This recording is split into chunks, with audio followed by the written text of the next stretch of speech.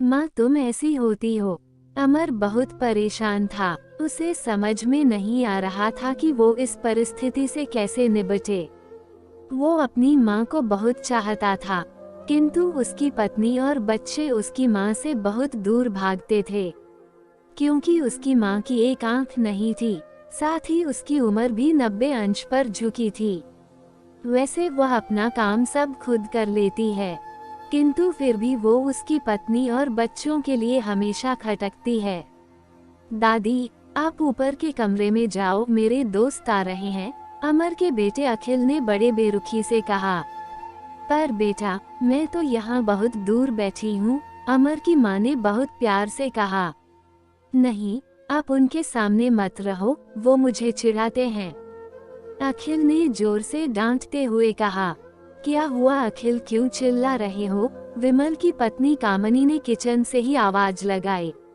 देखो ना माँ, ये दादी यही ड्राइंग रूम में बैठी हैं और मेरे दोस्त आ रहे हैं, अखिल ने शिकायत भरे लहजे में कहा।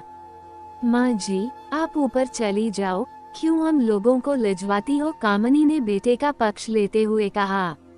बेचारी सरस्वती चुपचाप उठकर जीने के सहारे ऊपर जाने लगी। उम्र झुकी होने के कारण उन्हें ऊपर चढ़ने में बहुत परेशानी हो रही थी, किंतु वो पूरी ताकत से ऊपर के एक अकेले कोने वाले कमरे में जाकर बैठ गईं। विमल बाजू के कमरे से सब सुन रहा था। उसे कष्ट हो रहा था कि उसकी माँ को अपमानित होना पड़ रहा है, किंतु वो असहाय था। अगर वो कुछ कहता है तो पत्नी और बच्चे उसका विरोध करने लगते हैं। दूसरे उनके तर्क भी सही लगते हैं। चूंकि वो एक प्रशासनिक अधिकारी था, उसका सामाजिक स्तर बहुत ऊंचा था। उसकी ससुराल भी एक उच्च घराने में थी, अतः वह चुपचाप इस तरह हर दिन अपनी माँ को अपमानित होते देखता रहता था। रात को अमर की पत्नी ने कहा, देखो जी, अब कुछ करो। कल कलेक्टर साहब की पत्नी आई थी। माँ जी अपनी देशी धुन धारा में उनसे मिली। मुझे बहुत शर्म आ रही थी बताते हुए कि ये मेरी सास हैं। मैंने कह दिया कि दूर की रिश्तेदार हैं, इलाज कराने आई हैं। अमर को रोना आ गया, किंतु फिर भी वह चुप रहा। उसे समझ में नहीं आ रहा था कि वो क्या करे। अपने बेटे की मन स्थिति को सरस्वती अच्छी तरह से जानती थी और बेटे को कोई कष्ट न हो, इसलिए वो हर बात को चुपचाप सह लेती थी। अमर बहुत उदास रहने लगा। एक तरफ परिवार और सामाजिक स्तर पर जीने की प्रतिबद्धता थी, तो दूसरी ओर माँ। आखिर माँ से अपने बेटे की यह हालत नहीं देखी गई। एक दिन उसने अपने बेटे से कहा, अमर बहुत दिन हो गए हैं, मैं अपने गांव जाना चाहती हूँ, मुझे वहाँ पहुँचा दो, मेरा यहाँ मन नहीं ला रहा। किंतु माँ, वहाँ तो कोई नहीं है, तुम्हारी देखभाल कौन करेगा? विमल ने आश्चर्य से पूछा। अरे, सब गांव वाले तो हैं, और वो तुम्हारे मामा जी तो उसी गांव में रहते हैं, और फिर हम सारी व्यवस्थाएं कराएंगे ना। कामनी को तो जैसे मन की मुराद मिल गई हो। हाँ बेटा, बहू सही कह रही है, सरस्वती ने लंबी सांस लेते हुए कहा। अमर जानता था कि गांव में माँ की देखभाल करने वाला कोई नहीं है, लेकिन अपनी पत्नी की जिद के कारण वह अपनी माँ को गांव छोड़ने पर विवश हो गया। माँ को गांव छोड़कर आते वक्त उसे रोना आ रहा था तथा अपनी बेबसी पर गुस्सा भी आ रहा था, किंतु परिवार, पत्नी और समाज ने उसके इन मनोभावों को दबा दिया और वो सुकून सा महसूस करने लगा। कुछ दिनों के बाद उसके चाचा, जो अमेरिका में रहते थे, आने वाले थे। जब विमल बहुत छोटा था, उसके पिता जीवित थे तब वो भारत आए थे, और उसके बाद वो अब भारत आने वाले थे। पूरा परिवार और आस पड़ोस बहुत उत्साहित था। अमेरिका से अमर के डॉक्टर चाचा आ रहे थे। डॉक्टर रमेश ने जैसे ही घर में कदम रखा, सबने मिलकर बहुत उत्साह से उनका स्वागत किया। क्यों विमल भाभी नहीं दिख रही, कहाँ है? डॉक्टर रमेश ने उत्सुकतापूर्वक पूछा। जी, वो गांव में रहती हैं, यहाँ उनका मन नहीं लगा, कामनी ने सपाट लहजे में उत्तर दिया। डॉक्टर रमेश ने विमल की ओर देखा तो विमल ने अपनी आंखें झुका लीं। डॉक्टर रमेश सब समझ गए। बोले, कल हम भाभी से मिलने गांव चले गए सब लोग। दूसरे दिन सभी लोग गांव के घर में पहुंचे। देखा कि सरस्वती को बहुत तेज बुखार है और वो पलंग पर असहाय पड़ी है। डॉक्टर रमेश दौड़कर सरस्वती के पास गए। उनके पैर छूकर रोने लगे।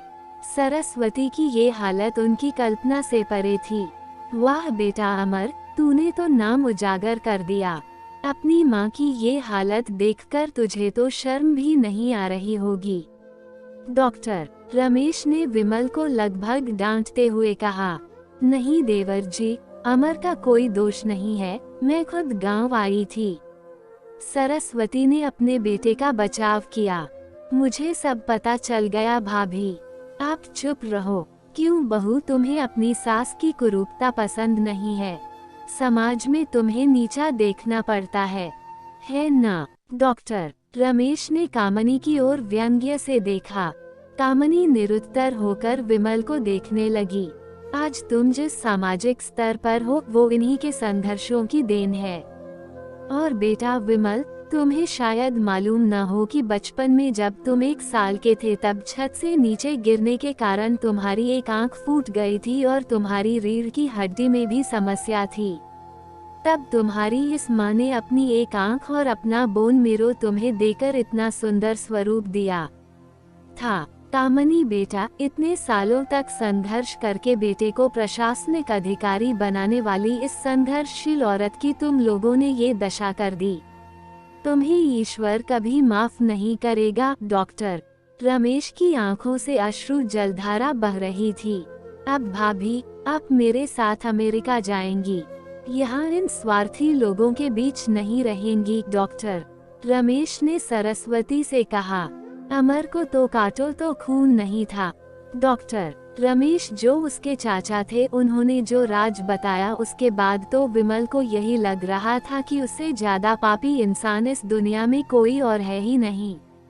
वो दौड़ता गया और माँ सरस्वती के कदमों से लिपट गया। माँ, मेरा अपराध अक्षम्य है।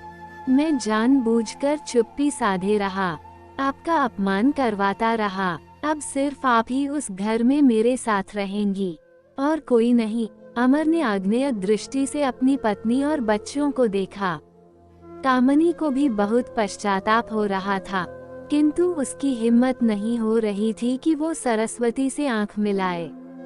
सरस्वती ने कामनी की मन स्थिति को समझकर उसको पुचकारते हुए अपने पास बुलाया और अमर को डांटते हुए कहा, खबरदार, जो मेरी बहू को मुझसे अलग करने की कोशिश की तो तुझे ही घर से बाहर निकाल दूंगी।